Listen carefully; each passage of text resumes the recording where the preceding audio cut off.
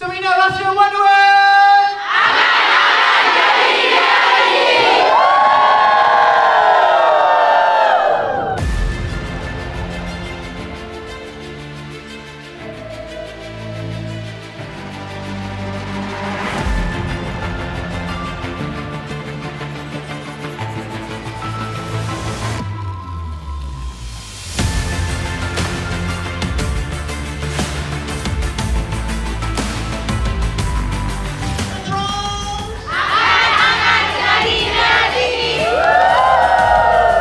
Bos Tega, Bos Faizal, Abang An, Bos Saiful dan Bos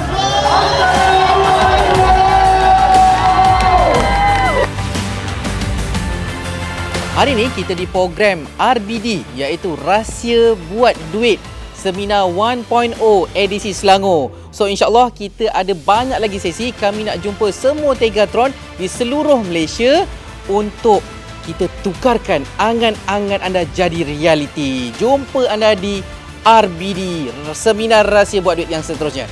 Yeah, bye.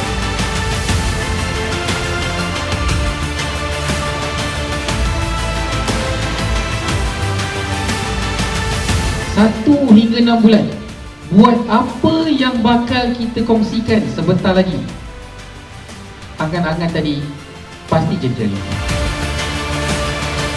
Alhamdulillah, hari ini saya dapat hadir ke kelas Rahsia Bina Duit bersama Tega. Apa yang saya dapat pelajari hari ini, saya dapat tahu dengan lebih mendalam lagi lah bahawa betapa senangnya nak buat duit dekat Tega ni. Macam mana untuk nak target customer yang betul. Cara nak follow up customer, cara nak kita nak jaga customer tu. Kalau tidak tu banyak kesalahan lah yang pernah yang dah Ruby buat. Kali ni dah tahu macam mana nak buat. Excited sangat nak share dekat team.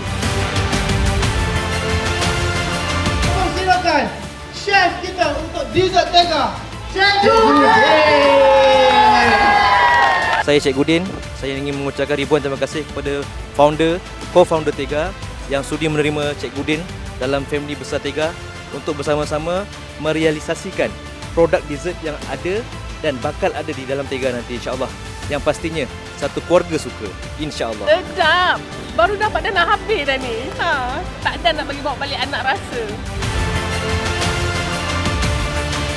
Ramai nak meroket lebih tinggi, angkat tangan dan cakap saya. Sebenarnya kita nak buat income dengan Tega ni 3 angka ke 4 angka tu sangat mudah.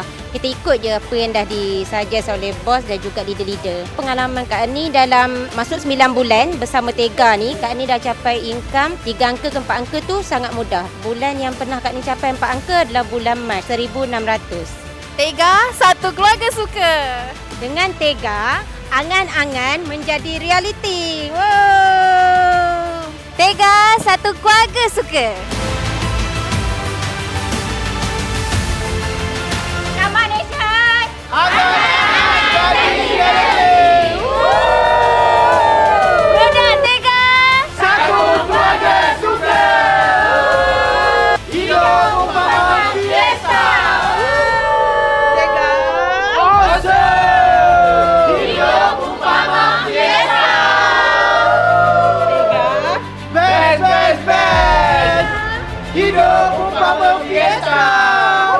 Berikan diri anda masa 3 ke 6 bulan untuk mencapai income bersih 3 ke 4 angka. Semoga angan-angan anda jadi realiti.